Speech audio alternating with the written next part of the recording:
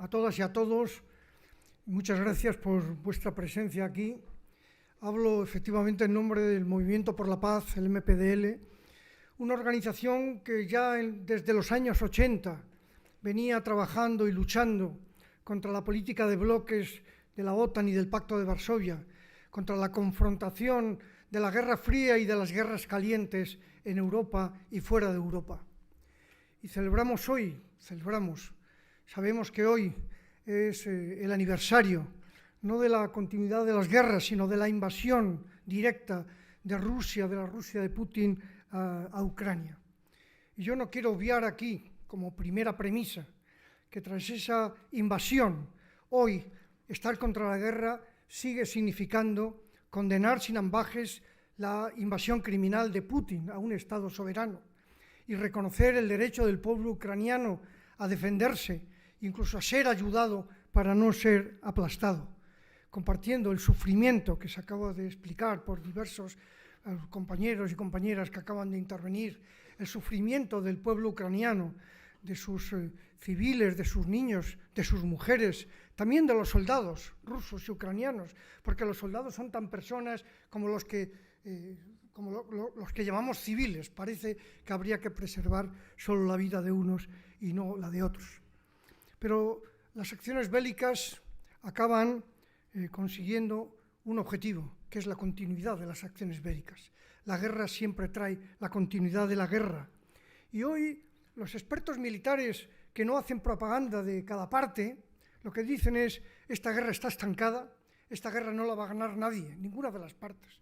Puede haber movimientos de frentes, de manera que nos encontramos una guerra injusta, como decía Federico, frente a la palabra, frente a la regla internacional, frente a la Carta de Naciones Unidas, un acto criminal, un acto ilegal, destrucción de ciudades, de pueblos, de inversiones públicas, muerte de civiles y de militares de todo tipo, pero además una guerra que no tiene salida, una guerra que solo genera guerra.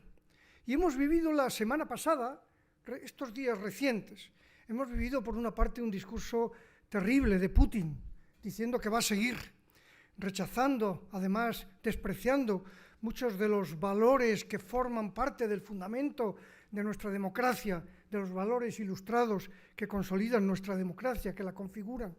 Pero hemos visto también la respuesta de Estados Unidos, la respuesta militar de iremos hasta ganar y echar a Rusia, una respuesta belicista, donde hemos constatado que la Unión Europea sigue sin ser un actor fundamental en la estrategia de seguridad y defensa, que depende de la OTAN y sobre todo de Estados Unidos.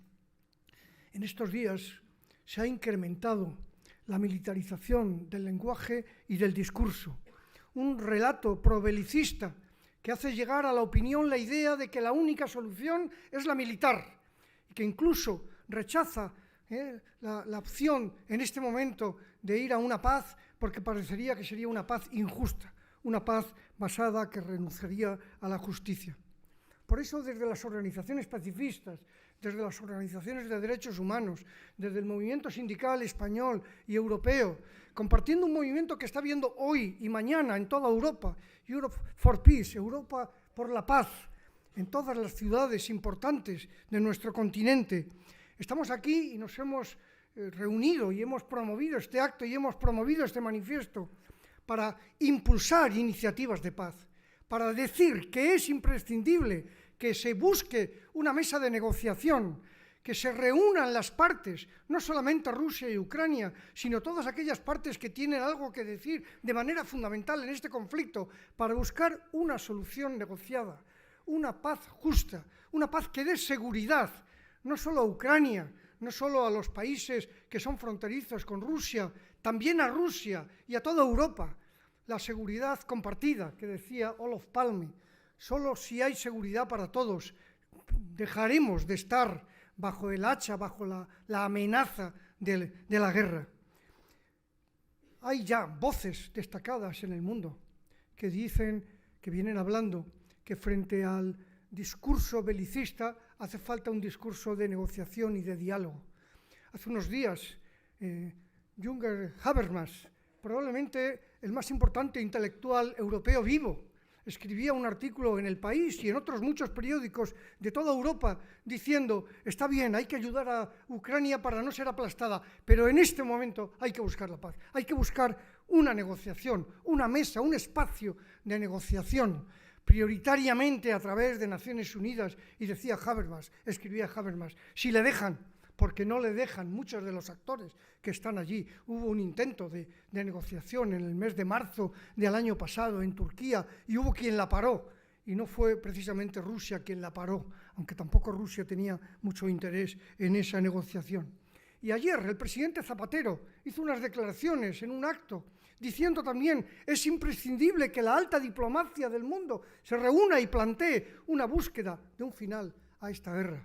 Y hablaba Jesús Gallego de Lula, el presidente de Brasil, el presidente Lula, que ha hecho una propuesta de una mesa formada fundamentalmente por aquellos países que no tienen un interés directo en el conflicto. Indirecto tenemos todos, o tienen todos, para que busquen en el marco, decía Lula, dice Lula, en el marco del derecho internacional una solución a este conflicto.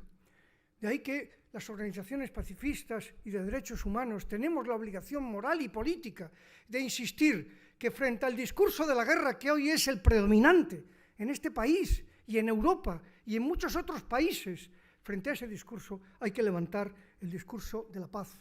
Y nosotros proponemos una conferencia de paz auspiciada por Naciones Unidas, algún tipo de espacio de negociación. Ayer la Asamblea General de Naciones Unidas volvió a condenar a Rusia por su invasión. 141 votos a favor, prácticamente los mismos que hace un año. Pero ayer con un elemento nuevo. Exigía a las partes implicadas, las que están en la guerra y las que están alrededor, que se reúnan ya a negociar, que hay que superar esta guerra, que hay que buscar una salida no bélica, una salida pacífica. Y queremos también, lo han dicho Estrella y otros que han intervenido, pedirle, reclamarle al Gobierno de España que en el próximo semestre en que se va a dar la presidencia española de la Unión Europea, asuma una iniciativa en favor de la paz en Ucrania.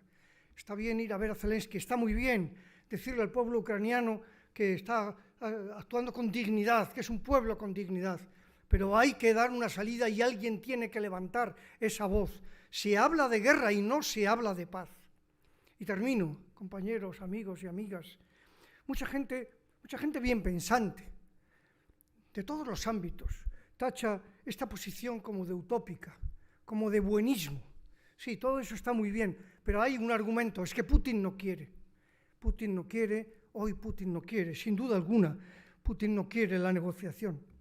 Pero si no se habla de paz, sino solo de guerra, la solución del conflicto estará mucho más lejana. Solo la presión de la sociedad civil europea, asociaciones y movimientos de paz, de derechos humanos, movimiento sindical europeo, en general la ciudadanía que crea en la paz y en la palabra como el argumento definitivo de la convivencia, solo la presión de la ciudadanía en la calle, en los medios, en manifiestos, en el discurso, en la palabra, solo esa presión podrá conseguir que haya formalmente iniciativas institucionales de paz. Si no hay presión, el discurso belicista se seguirá imponiendo. Por eso estamos aquí y por eso termino. Os agradezco a todos y a todas vuestra presencia y vuestro apoyo. Muchas gracias.